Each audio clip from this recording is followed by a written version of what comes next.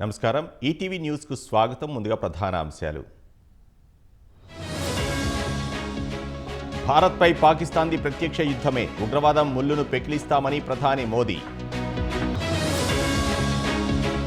పహల్గాంలో Jammu Kashmir cabinet భేటీ ఉగ్రదాడులకు భయపడబోమన్న CM Omar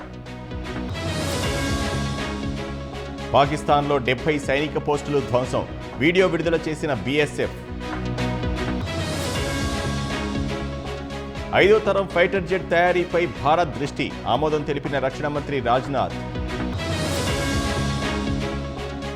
జూన్లో సాధారణం కంటే అధిక వర్షాలు వాతావరణ విభాగం వెల్లడి